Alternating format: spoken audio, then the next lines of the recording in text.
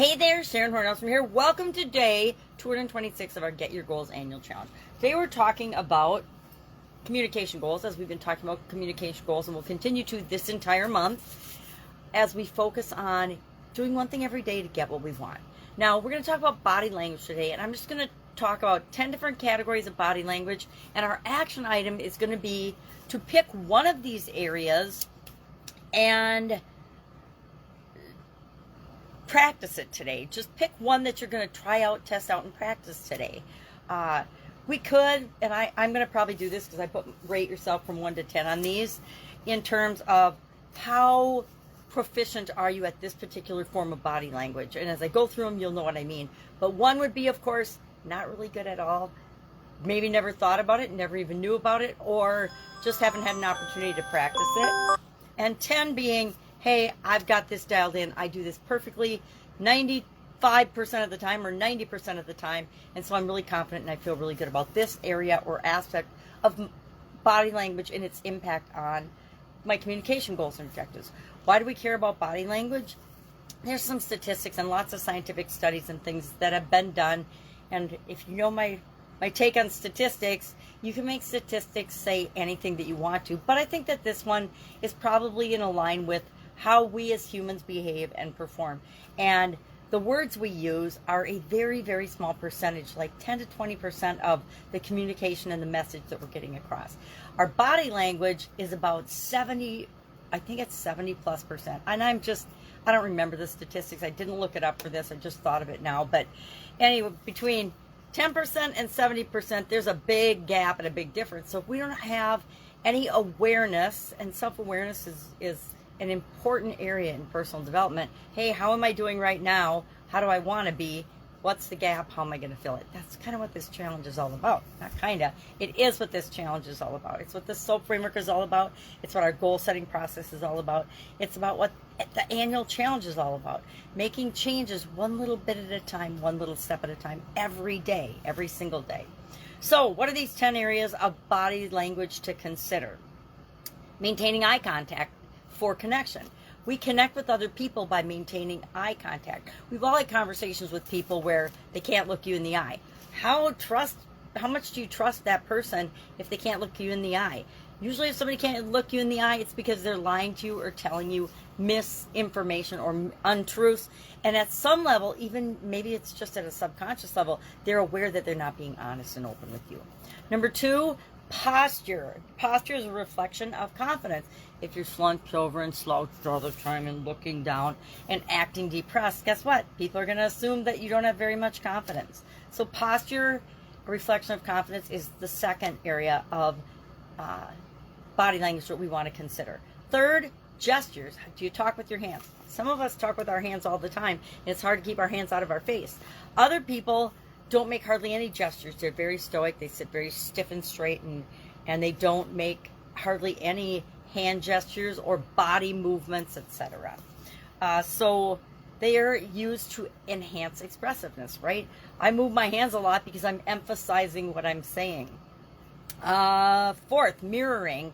And mirroring fosters rapport with people, right? If you are sitting and having a long conversation with someone, notice after a while, both of you are making the same movements, the same posture, the same gestures, the same facial expressions over the time of that conversation.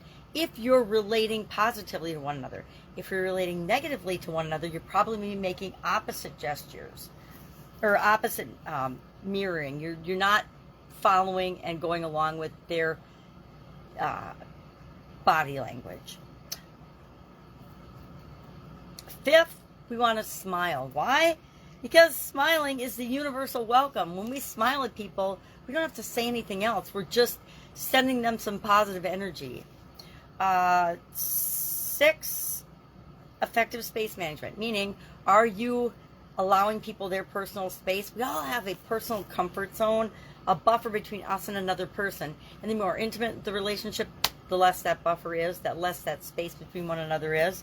But are you managing the space properly for the different relationships and communications that you're having? Touch conveys emotion, of course. So how do you use physical touch? Do you touch people on the arms? Do you hug people? Are you a hugger? Do you never touch people, etc.? Facial expression is number 8, and that is the window to our emotions.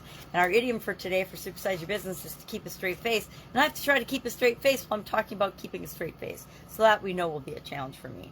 So facial expressions show what our emotions are. And on some people, some of us, our emotions show more than others. I will admit I am guilty of that. Voice modulation adds depth to the communication and conversations. Do you speak in a monotone like a robot and never change the tonality or modulation or level of your voice? If you do, people aren't going to listen to you very much. And finally, active listening, which we've talked about almost every day this month and probably will continue after we're done with the communication segment, because active listening, having people know that you are actually paying attention to them, it non-verbally signals the affirmation they should continue talking and that you are actually getting the intent and the message that they're trying to convey. So, scale of 1 to 10, how would you rate yourself on each of these? I'm going to do it. I haven't done it yet. I just thought about it late last night. I'm like, that's another thing we can rate ourselves on, because then we can measure if we're improving over time. I would say there are definitely areas for improvement for me with my body language and nonverbal, primarily because I haven't spent a whole lot of time ever learning about or studying body language. I just kind of live my life and go with the flow, as most humans do. So it's an area that I could definitely improve in. Any questions about this, hit me up. There is a little write-up, of course, Guide 17 of the Get Up and Go Challenge private Facebook group. You can see that there. And then this videos are stored there in Guide 16 as well as all the videos and all the challenges from 2020, pandemic year, 2021, which is kind of still a pandemic year. Every other month I did a 30-plus day challenge to keep us moving forward and to get up and go. And then last year I did an annual challenge. I've done an annual challenge for about since 2018, 19, 20, 21, 22, 6 years, but I did 3 in 2018. It was a busy year, 2018. Getting me going and figuring out videos, etc. So those are all in there as well. If I can help you in any way, ask. Otherwise, have a fantastic day. Of course, we sit around with day 227, focusing on communication goals of our annual challenge. Have an amazing day and an amazing week ahead.